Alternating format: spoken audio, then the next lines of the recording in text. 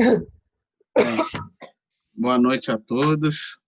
É com muita alegria que Boa damos noite. início a mais um estudo aqui da nossa querida Casa de Emmanuel, do livro Caminho, Verdade e Vida. Hoje a gente vai estudar o capítulo 28. Hoje sou eu mesmo que faço a leitura e o estudo, então vou, como de costume, quem faz o estudo faz a prece de abertura.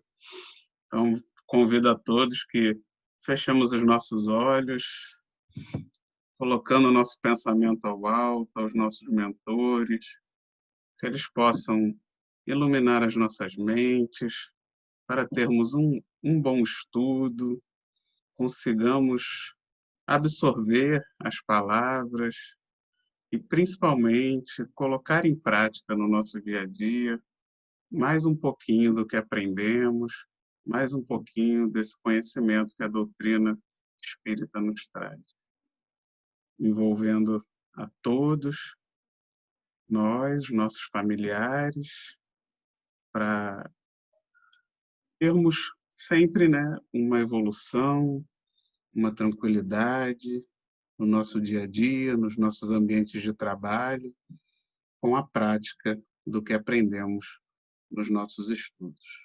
Que assim seja, e graças a Deus.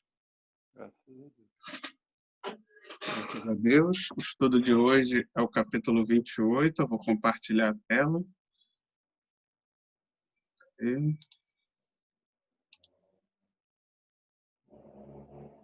E capítulo 28. Escritores. Eu já vou até dar uma parada aqui no título. Hoje a gente vai refletir sobre a palavra escrita, né? A importância que tem tudo que a gente deixa escrito e com a tecnologia de hoje, eu diria também o que a gente deixa gravado, né? O que a gente, os vídeos, por exemplo, que a gente está gravando aqui dos nossos estudos, ele acaba tendo a mesma amplitude que antes apenas o livro tinha, de ter o registro, né? De ter aquilo ali registrado para que todos depois, de alguma forma, possam ter acesso, também possam estudar, né? Antigamente só existiam os livros.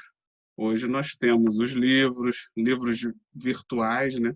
Que a gente agora já consegue ler livros nos tablets, nos celulares. Tem também os textos, as, esqueci o nome, Facebook, né? Essas coisas, o Twitter, as redes sociais, né, foi a palavra que eu estava procurando, que também registram hoje todas as nossas atividades, os nossos pensamentos, tudo fica registrado, né? Então a gente hoje vai entender um pouquinho a importância dessa palavra escrita e também a palavra falada, porque hoje ela fica, né, tudo que a gente grava aqui em vídeo, por exemplo, fica registrado como antigamente apenas o escrito ficava. E então vamos entender essa responsabilidade que hoje em dia é ainda maior, né? Porque todos nós agora temos esse acesso a essa escrita, acesso a essas gravações, que antigamente era um grupo muito restrito, que é o que a gente também vai estudar sobre os escribas, e que hoje está no acesso de todos nós, acesso geral, desde o mais humilde até o mais rico, hoje consegue, de alguma forma, propagar e manter registrado esse ensinamento, seja para o bem ou seja para o mal, o que nos aumenta bastante a responsabilidade sobre o que escrevemos e sobre o que propagamos, né? Um grande exemplo da modernidade hoje são as famosas fake news, que as pessoas propagam com algum tipo de, geralmente, alguma motivação não muito boa, né, de prejudicar alguém, ou de prejudicar um grupo, ou de propagar um pensamento que vai beneficiar determinado grupo. E isso certamente vai trazer uma responsabilidade muito grande para cada um de nós, se nós não tivermos mais responsabilidade. Espera aí que está dando microfonia.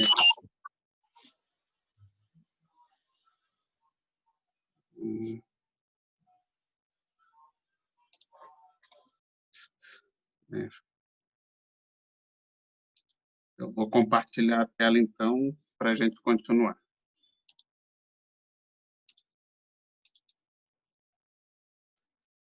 Bem, a frase de hoje do Evangelho é: guardai-vos dos escribas que gostam de andar com vestes compridas. Jesus, no Evangelho de Marcos, capítulo 12, versículo 38.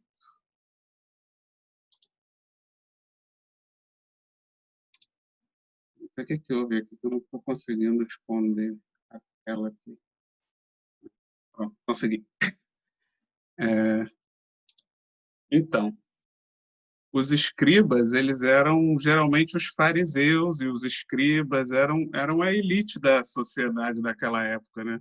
Pouquíssimas pessoas tinham acesso à leitura, sabia escrever, e isso dava para essas pessoas um poder social muito grande, né? Social e financeiro, porque como eles eram poucos que dominavam a escrita, toda a população ali, a cidade, acabava dependendo deles para conseguir ter acesso, para conseguir mandar uma carta. E eles podiam também se utilizar desse poder para deturpar, né? Para escrever da forma que eles desejavam, para deixar registrado as coisas da forma que melhor lhes convinham. E por isso que Jesus, ele já nos já dava naquela época esse alerta de que a gente deve se guardar dessas pessoas, porque se a pessoa já se apresenta de uma forma muito polposa, demonstrando ali que dá valor muito valor a essa questão da aparência, do status, né? Ele também fala das roupas, né? Porque os escribas, eles, por terem esse poder, eles também se vestiam, né? Faziam questão de se vestir com aquelas vestes que demonstravam mais poder, né? Demonstravam ter uma ascensão social maior sobre os outros, e eles faziam questão de usar essas vestes para demonstrar o seu status social sobre a maioria, né? Então, Jesus aponta isso como, na verdade, um defeito, né? Porque a sociedade, que, aliás, até hoje não mudou muito, acaba enxergando essas coisas como qualidade, né? Olha como aquela pessoa é bonita, se veste bem, cheia de ouro, cheia de roupas de marca, né? E as pessoas acabam olhando isso como sendo qualidades, coisas maravilhosas. E, né, sem até aqui querer dizer que quem anda com joia, alguma coisa, isso também não significa que a pessoa seja ruim por causa disso. Mas o importante é a gente perceber que não é isso o principal, não é isso que deve ser a qualidade esperada quando a gente vai buscar esse conhecimento de alguém. E sim o coração, e sim o sentimento que essa pessoa transmite, e sim o exemplo de vida que ela dá, o exemplo de ação, né? Na vida prática dela, como ela age, como ela trata os outros, como ela trata os seus familiares, o próximo, no ambiente de trabalho. Isso é que é o mais importante, e não necessariamente as vestes, a aparência exterior que aquela pessoa, o outdoor, né, que aquela pessoa faz questão de mostrar para os outros. E Mas também e também a questão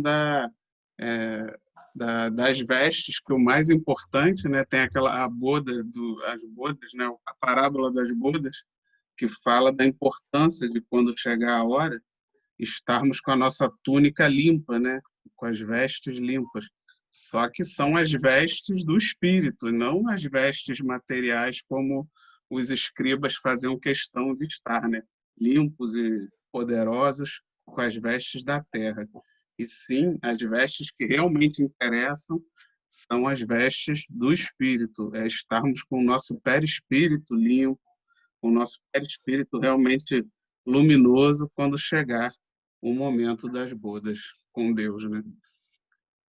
Alguém quer comentar alguma coisa antes da gente entrar no texto do capítulo? eu não sei se você está me ouvindo. Está me ouvindo? Estou te ouvindo, Glorinha, pode falar. Às vezes, e tudo isso que você está comentando é verdade. Mas é ali, ela às vezes está escondendo o sentimento, que às vezes é muito grande, a mágoa, a dor que elas têm. As pessoas pensam uma coisa a respeito dela, mas ela está escondendo, através da joia, de tudo que ela está mostrando, e não é nada disso. Entendeu? Quantos aí acontece isso? Né? No Evangelho tem uma passagem disso, que a pessoa sai ali. Tem uma passagem do Evangelho que fala que você quer ser isso, né, criança? Não faça isso.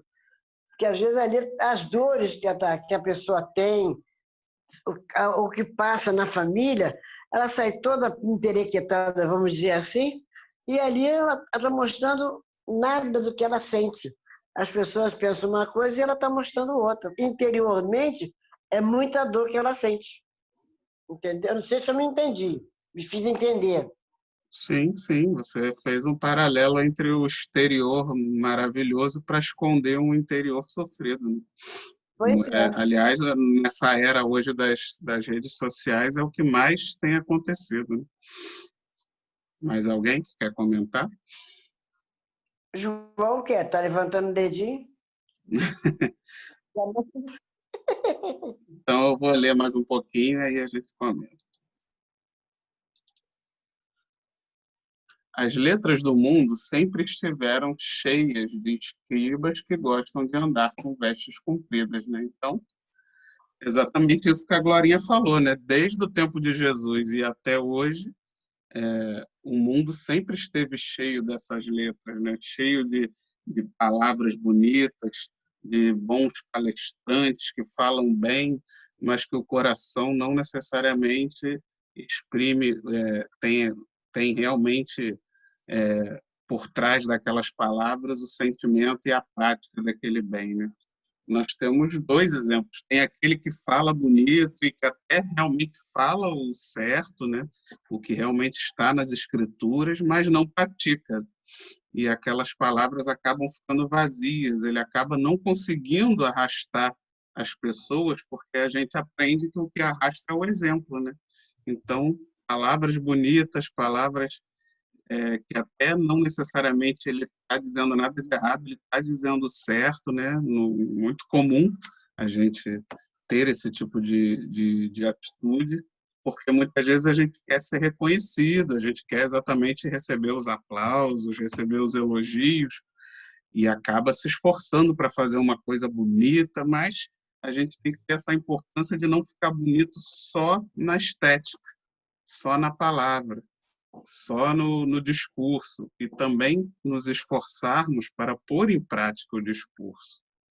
E pior ainda, que é o segundo exemplo, aquele que fala bonito, que procura usar palavras difíceis, mas aí com o intuito até maléfico, né? Com o intuito realmente de enganar, com o intuito de fazer-se parecer inteligente para que os outros lhe sigam.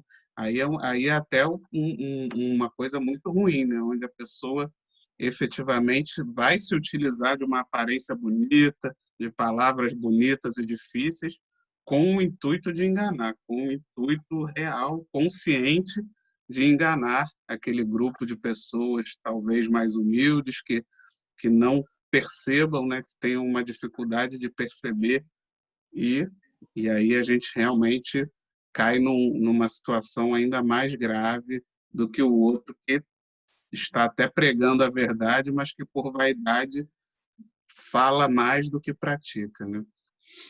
Alguém gostaria de comentar? Só um comentário. É como diz Jesus, sepulcro caiado. Só isso.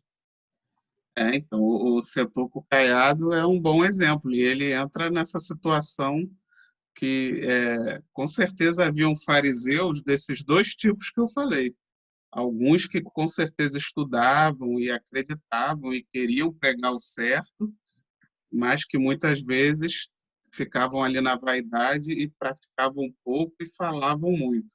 E tinha, certamente, aqueles que maldosamente provocavam situações, mantinham ensinamentos com o objetivo de se perpetuarem no poder, de se perpetuarem na posição de hierarquia maior, né?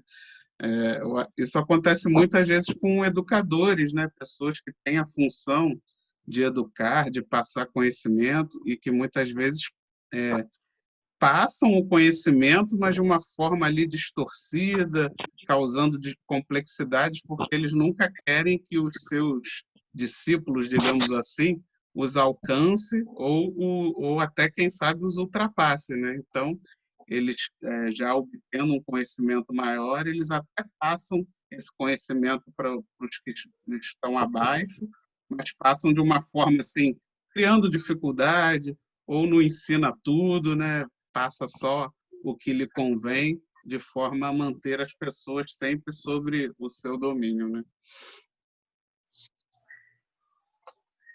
Mais alguém? Então, vamos continuar. Jesus referia-se não só aos intelectuais ambiciosos, mas também aos escritores excêntricos que, a pretexto de novidade, envenenam os espíritos com suas concepções doentias, oriundas das excessivas preocupações de originalidade, né? Outra coisa que acontece muito hoje em dia é essa necessidade de aparecer, de ser o melhor, de se destacar, faz com que as pessoas escrevam e propaguem, às vezes, os maiores absurdos, sem se preocupar com as consequências daquilo que está sendo propagado, porque a pessoa quer aparecer, ela precisa, ela não está preocupada em propagar uma verdade, ela está preocupada em se tornar famosa, em se destacar no meio, seja o assunto que for, né, seja dentro do grupo que ela pretende se destacar, então ela começa a buscar teorias loucas, fantasiosas, e dentro da doutrina espírita isso é muito perigoso, né?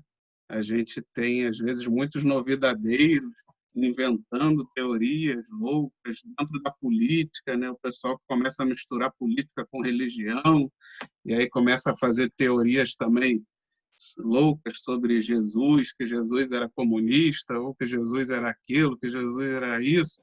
Começa a misturar política com religião para se destacar, e por aí vai, né? Dentro da ciência, o pessoal agora da Terra plana, as pessoas começam a criar loucuras com o objetivo de se destacar, né? Não importa nem se provavelmente aquele que chefia é o que menos acredita naquela loucura que está sendo propagada, mas ele sabe que aquilo vai fazer ele se destacar, vai chamar a atenção.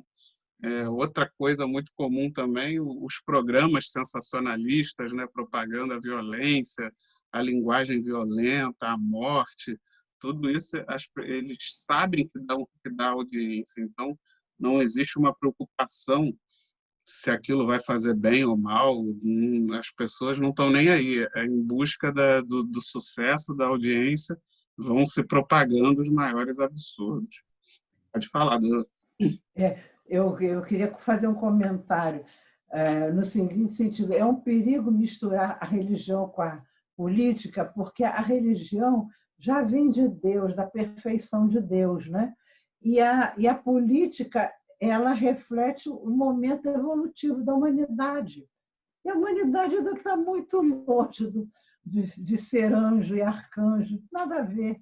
Então, é muito perigoso isso. Eu acho extremamente perigoso misturar uma coisa com a outra, né? A política e a religião se misturarem, exatamente por causa disso. E aí até contamina a religião, né? E a religião também fica deturpada por ser levada para a política. Eu acho que acaba uma bola de neve que atrapalha tudo, né? Sim, a política é transitória, né? Até naquele estudo do Daia César, que é de César, né, que aconteceu no sábado, a política faz parte do que é de César, né, e não o que é de Deus. Faz parte de um momento transitório nosso do planeta, da forma que a sociedade está se organizando, mas que ainda está muito distante da perfeição de Deus, das leis divinas que realmente são imutáveis, e que o dia que a gente chegar lá, aí sim, aí sim não teremos mais guerras, não teremos mais conflitos, né?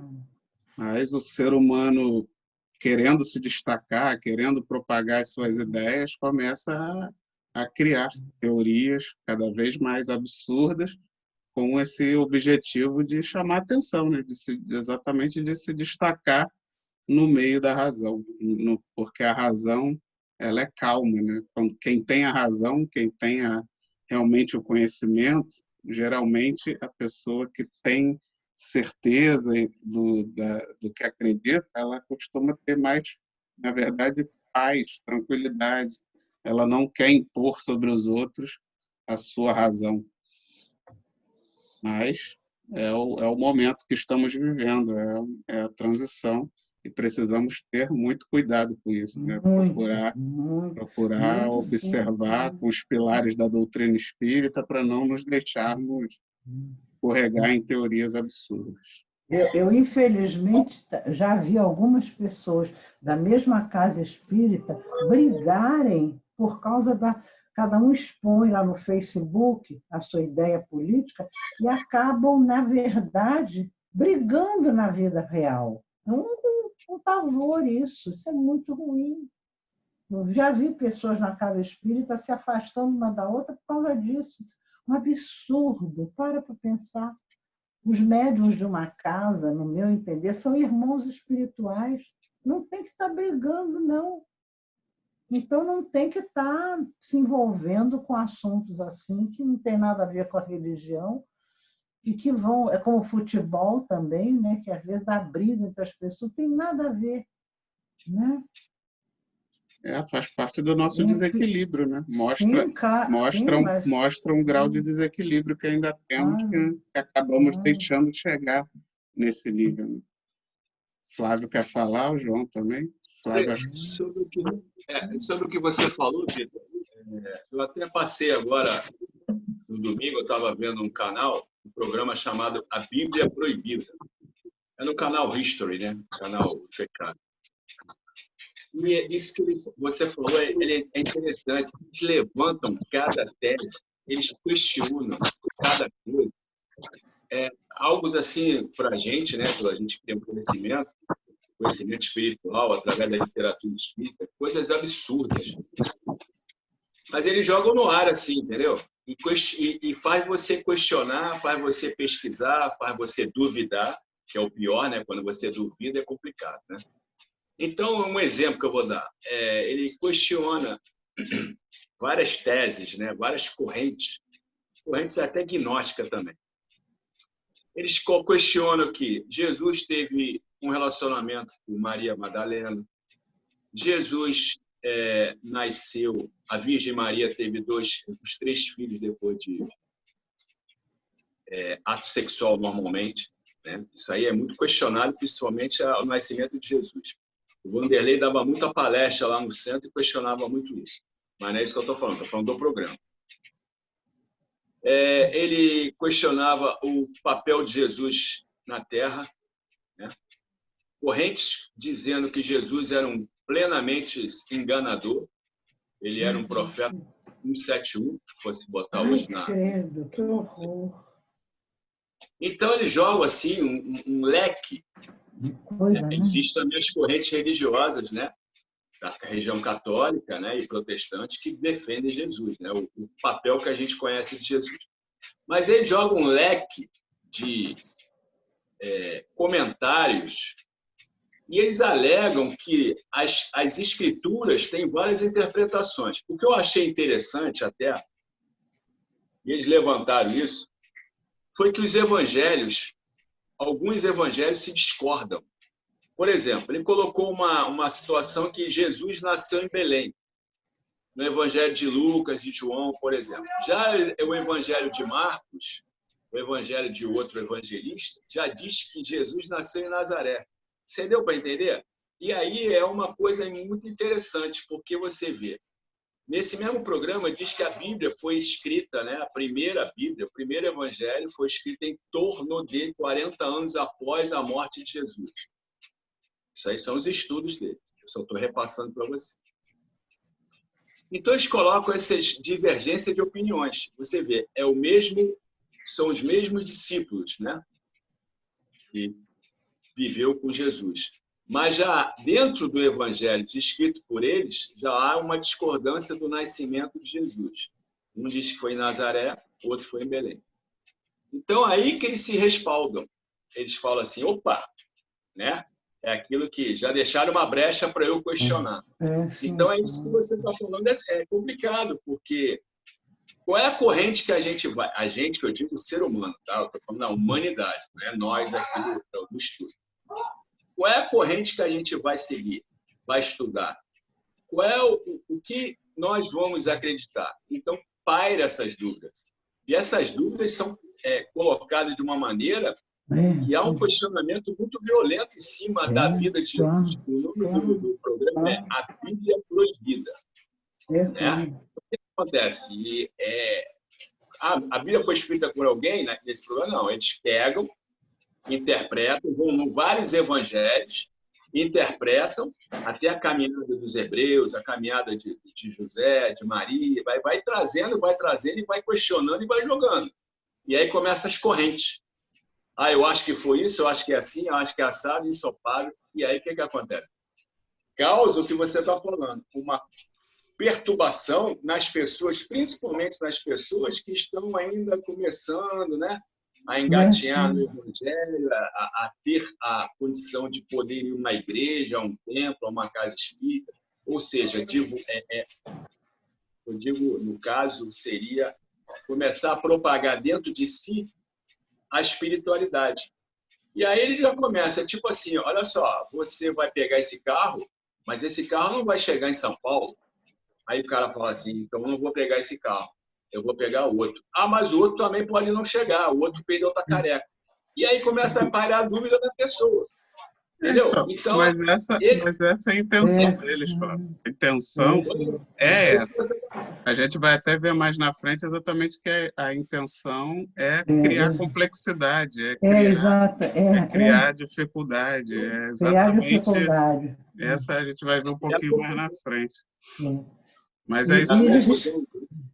E esquecem de uma coisa muito importante, né?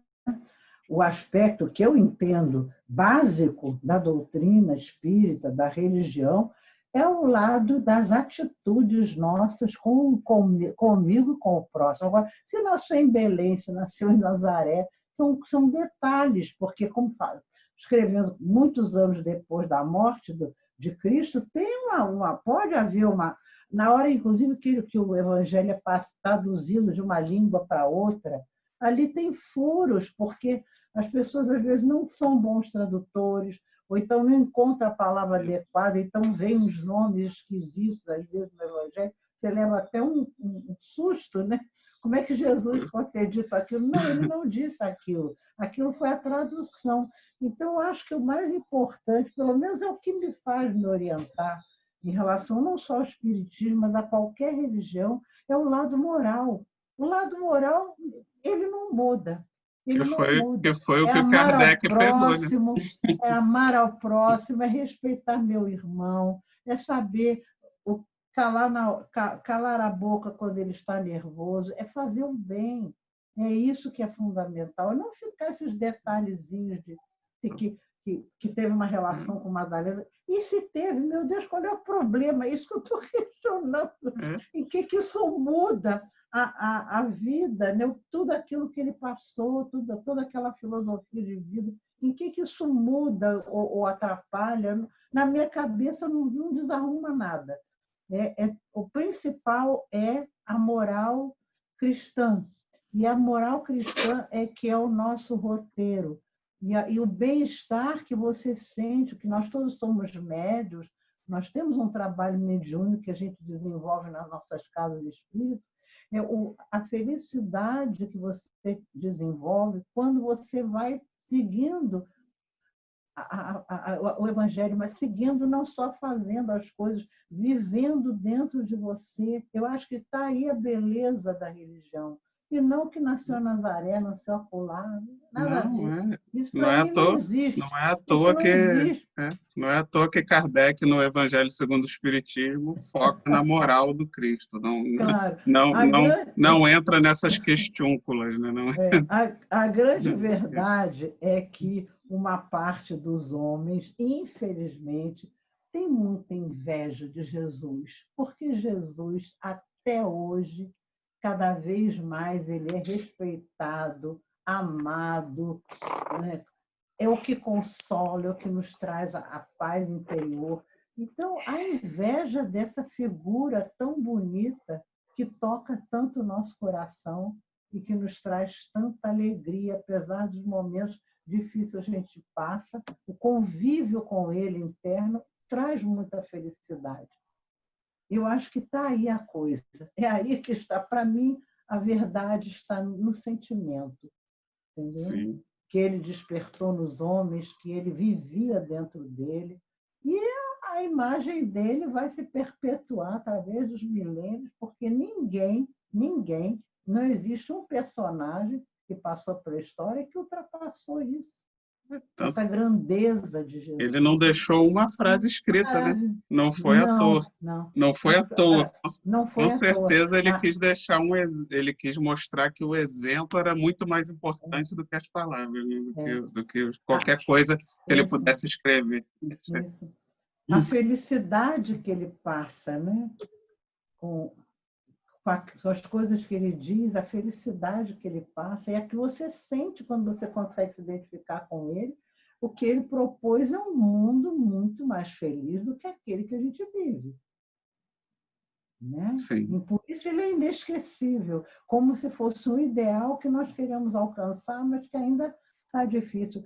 Não só pelo que nos cerca, mas talvez por nossas dificuldades também, nossas limitações espirituais ainda, né? Mas a gente não pode desistir dele, não. Ele é maravilhoso. É maravilhoso, né? Isso aí. João quer falar também, João? Desculpa eu ter falado tanto, mas me emociona falar em Jesus. Me emociona muito. Não, é isso mesmo que a Doroteia falou. Eu também acho que é isso. Às vezes pode ser até erro de tradução. Claro. Né? Aí a pessoa, na dúvida, traduz errado, pode acontecer. E com relação à política, né? que você falou antes também, tem briga até dentro da família, não é só assim na família do centro, não da casa, não. Família mesmo de sangue. A pessoa deixa de se falar e briga por causa de política. Incrível, né? É o poder, né? Exatamente. Eu que estou certo, você que está errado. Mas foi como eu falei, porque na verdade nenhum dos dois tem a certeza da verdade. Aí se exalta. Porque quem tem a certeza da verdade não se exalta, né? Mas é aquela ganância do poder, né? Eu sei mais, eu posso mais, aí o meu é melhor do que o seu, é fogo. E aquele que teve a certeza da verdade, o justo dos justos, que foi Jesus, não se envolveu com política, de jeito nenhum. E nem brigava. Vamos ler mais, acho que dá tempo de ler mais uma frasezinha curtinha aqui.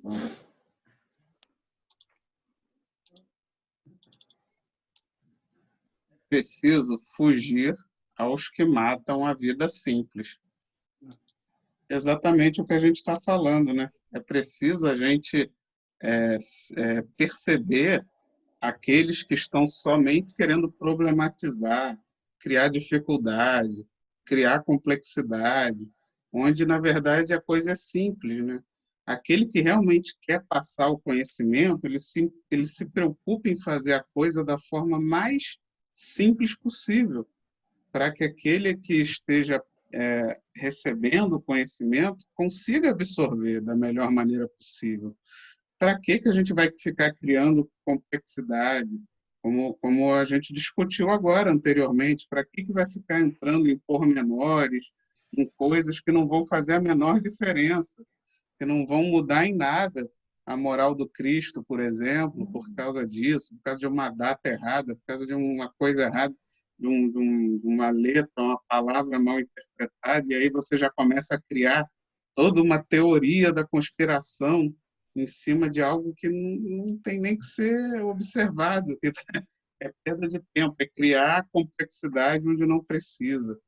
E também, como eu falei, o exemplo do professor, que às vezes não quer ensinar aquela matéria de uma forma mais simples possível, porque, na verdade, ele quer que os alunos se sintam burros, ele quer que os alunos se sintam inferiores, ou até mesmo... Valorizar, né? Oi? Oi, João? Valorizar.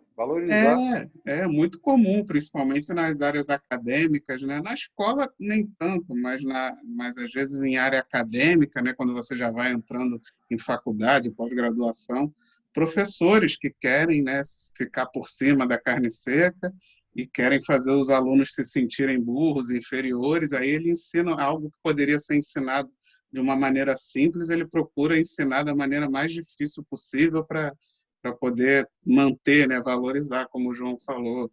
E na religião a mesma coisa, né? Muitos líderes religiosos que tentam passar ali o ensinamento do Cristo,